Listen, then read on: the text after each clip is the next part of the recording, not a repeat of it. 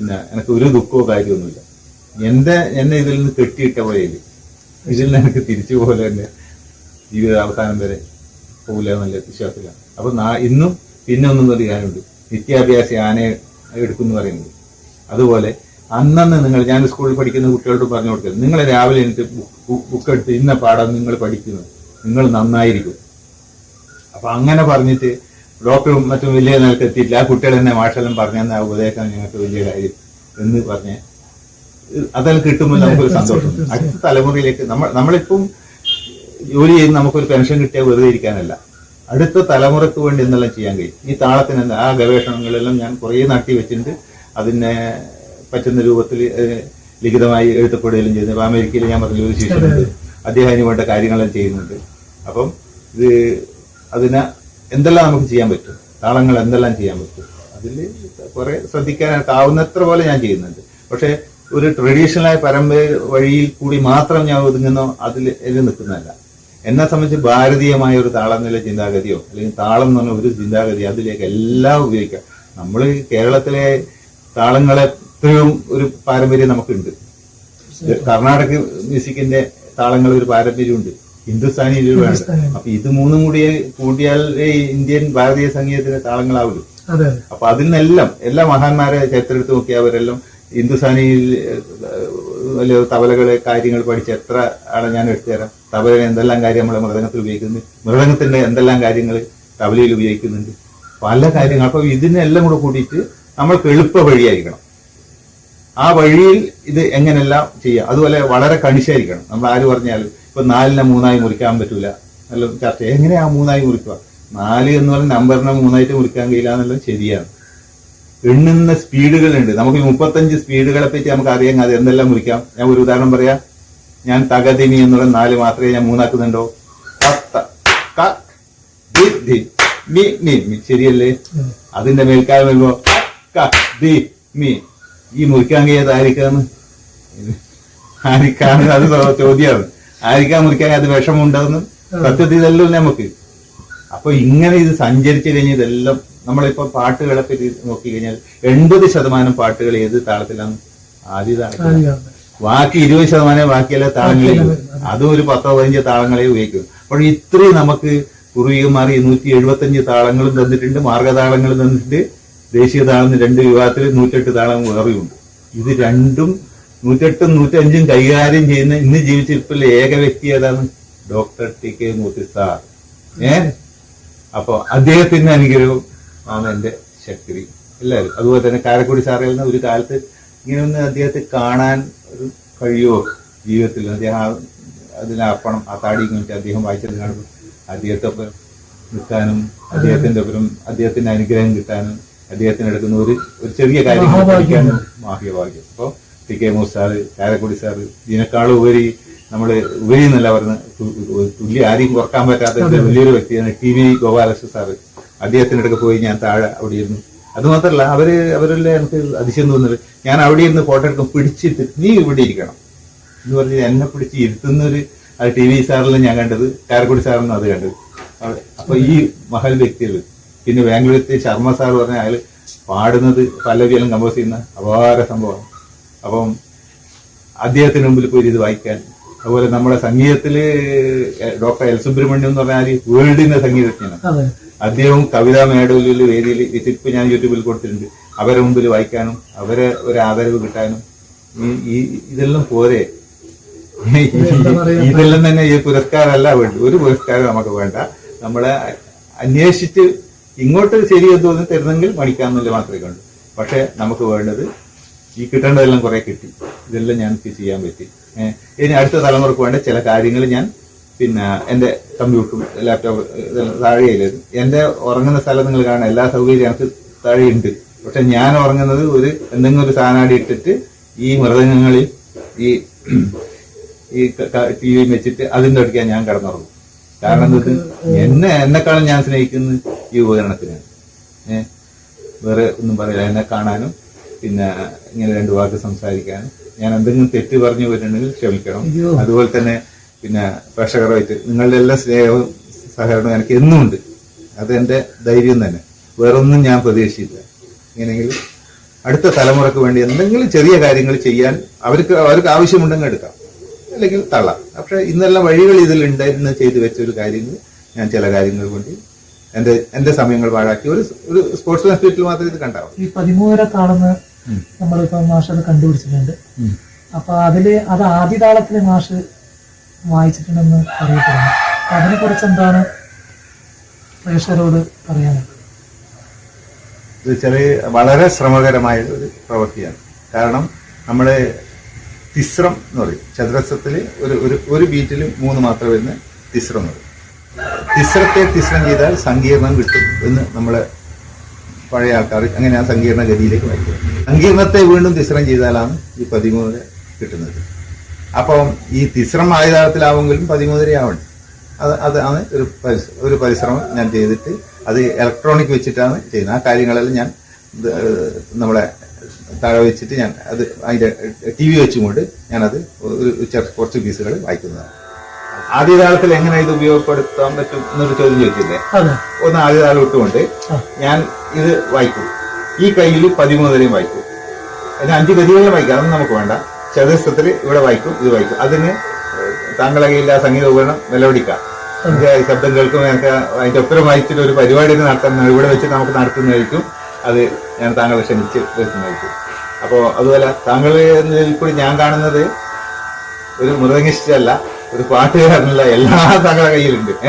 അപ്പൊ അതിന് നമുക്ക് എന്തെല്ലാം ഉപയോഗിക്കാം. അതുപോലെ താങ്കളെ അഞ്ചൻ കച്ചേരിക്ക് അസാധ്യമായിട്ട് വായിക്കുന്ന ഈ നാട്ടിലെ വ്യക്തിയാണ്. ഇതെല്ലാം നമുക്ക് എല്ലാം ഉപയോഗപ്പെടുത്താം ഒരു സംഗീതത്തിലുള്ള അവസ്ഥല്ല. അപ്പൊ ഞാനൊന്ന് താഴോട്ട് ഇത് പറയാം. 3, 4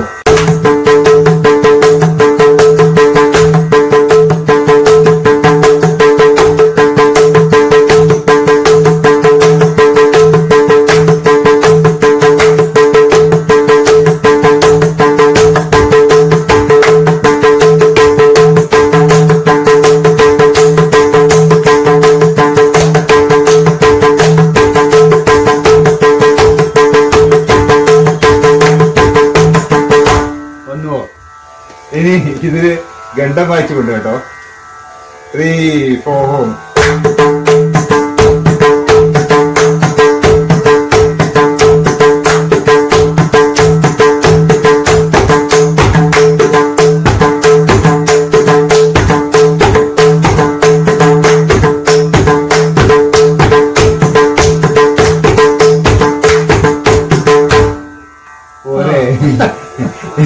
ഇതിനോട് താങ്കളെ ഉപകരണത്തിൽ കൊണ്ട് ഈ ചതുരസ്രത്തിൽ തക്കത്തേക്ക് വായിക്കുമ്പോൾ അത് വായിച്ചുകൊണ്ട് നമുക്കൊരു വെറൈറ്റി നമ്മൾ രണ്ടാക്കും. തീർച്ചയായും താങ്കൾക്കാവും.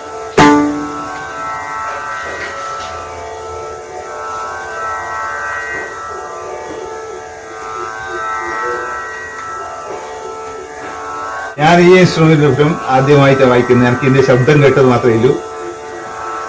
ഈ ഒരു ഇൻസ്ട്രുമെന്റിൽ ക്ലാസിക്കല് അധികാരം വായിച്ചിട്ടുണ്ടോ എന്ന് എനിക്കറിയില്ല. എന്തായാലും ഒരു പരീക്ഷണം എന്നുള്ളതിൽ എല്ലാവരും ശ്രമിക്കുക. കേട്ടോ ഒരു സാധനം മാറ്റിയ 1, 2, 3, 4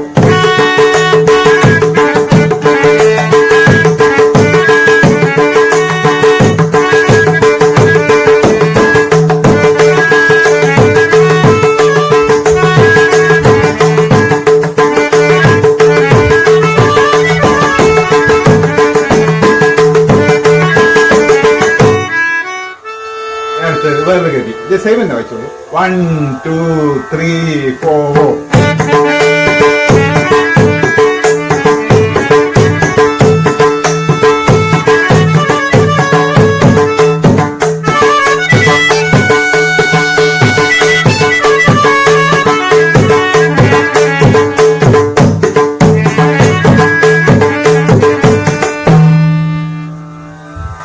ഇതെല്ലാം അപൂർവമായി ചെയ്യാൻ പറ്റുന്ന നമ്മളെ പൂർവികന്മാർക്ക് നമുക്കൊരു വലിയ നമസ്കാരം. അപ്പോൾ മാഷെ ഒരുപാട് സന്തോഷം. മാഷിന്റെ കൂടെ ഈ ഒരു മെലോഡിക്ക എന്ന ഇൻസ്ട്രുമെന്റിൽ കുറച്ച് ഒരു പല്ലവി നമുക്ക് വായിക്കാൻ പറ്റിയത് ഒരുപാട് സന്തോഷം. ഇത് ഇവിടെ കൊണ്ട് അവസാനിക്കുന്നില്ല. മാഷിന്റെ കൂടെ ഇനിയും നമുക്ക് മറ്റുള്ള ഇൻസ്ട്രുമെന്റ്സ് ഒക്കെ വെച്ചിട്ട് നമുക്ക് നല്ലൊരു പ്രോഗ്രാം തന്നെ നമുക്ക് പ്രേക്ഷകർക്ക് വേണ്ടിയിട്ട് നമുക്ക് കൊടുക്കണം എന്നുള്ളൊരു ആഗ്രഹമുണ്ട്. അത് ഈ ഇൻസ്ട്രുമെന്റും അതുപോലെ തബലയും മറ്റുള്ള കാര്യങ്ങളൊക്കെ ആയിട്ട് അപ്പോൾ രണ്ട് കാര്യം കൂടി ഞാൻ ഇത് സൂചിപ്പിക്കാം. ഒന്ന്, എൻ്റെ ഈ വിഷമമുള്ള കാര്യങ്ങളെല്ലാം എന്നൊപ്പം പിന്തുടർന്നിട്ട് ഇതിനു വേണ്ടി മെനക്കിടുന്ന ഒരാൾ മനോജ്. അദ്ദേഹത്തിന് കുറച്ച് തിരക്കില്ലുണ്ട്. അതാണ് ഡോക്ടർ എൽ സുബ്രഹ്മണ്യ സാർ മുമ്പിൽ പോലും വായിക്കുമ്പോൾ ഞാൻ അദ്ദേഹം കൂടി ഉണ്ടായിരുന്നു. അപ്പോൾ അദ്ദേഹത്തെ ആളോട് ഞാൻ അതുപോലെ അങ്ങനെ ഒരു ഭംഗിയായിട്ടാകും. അപ്പോൾ അദ്ദേഹത്തെയും കൂട്ടി നമുക്ക് ജനകീയമായി ഇത് വിഷമത്തിൽ അത്രയും പോവാം, രണ്ടും വേണം. ഏറ്റവും ഭംഗിയായിട്ട് ഇപ്പൊ ഇത് വായിക്കുന്ന കേൾക്കുന്നവർക്ക് കിട്ടിയ ഒരു സുഖം എനിക്കും എന്നെ സംബന്ധിച്ച് തൃപ്തിയായിട്ട്, അപ്പോൾ പ്രേക്ഷകർക്കും ഇതിൽ കൂടി നമുക്ക് കുറച്ച് കാര്യങ്ങൾ ഒരു വൃത്തിയായിട്ടുള്ള ഒരു സംവിധാനം ആക്കാം. പിന്നെ ഇപ്പൊ ഞാൻ പറഞ്ഞില്ല, യൂറോപ്പിലും അമേരിക്കയിലും അടക്കം ഇനിയും പല അവസരങ്ങൾ നമ്മളെ തേടി വരുന്നില്ലൊരു വിശ്വാസമുണ്ട്.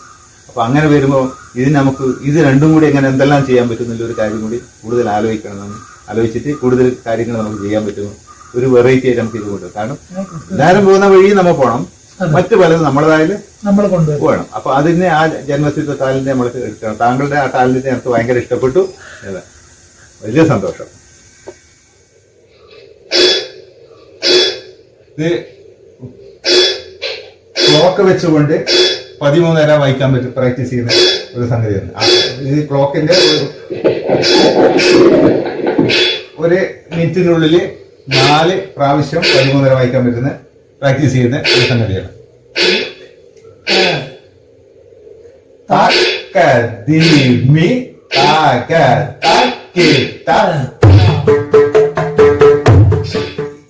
ഇതിലിപ്പം 8 പീസ് ഉണ്ട്, 9 ഉണ്ട്, അപ്പുറം നോക്കിയ 10 ഉണ്ട്.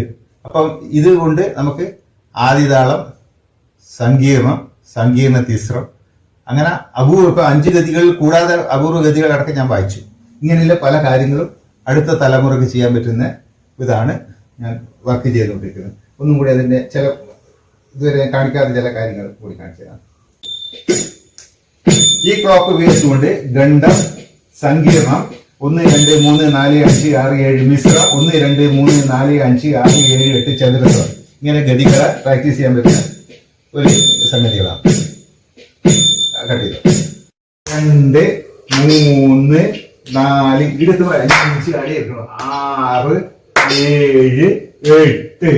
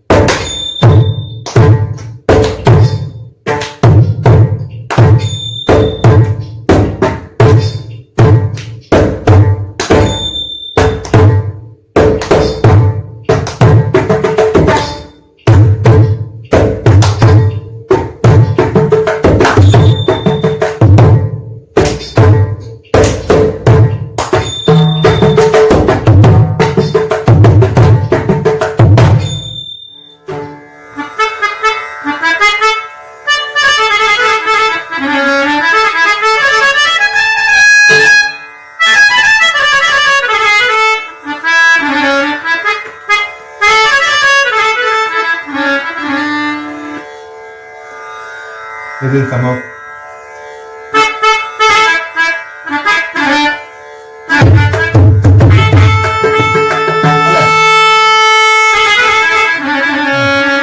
വന്നിരിക്കുക.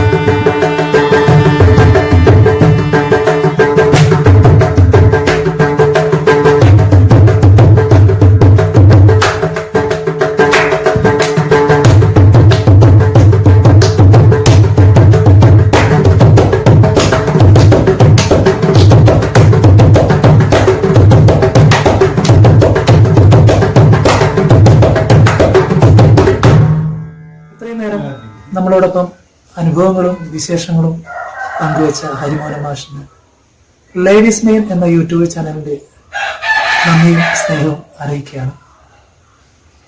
ഈ വീഡിയോ നിങ്ങൾക്കെല്ലാവർക്കും ഇഷ്ടപ്പെട്ടിട്ടുണ്ടെങ്കിൽ ലൈക്ക് ചെയ്യുക, ഷെയർ ചെയ്യുക, ബെല്ലൈക്കൻ ബട്ടൺ അമർത്തുക.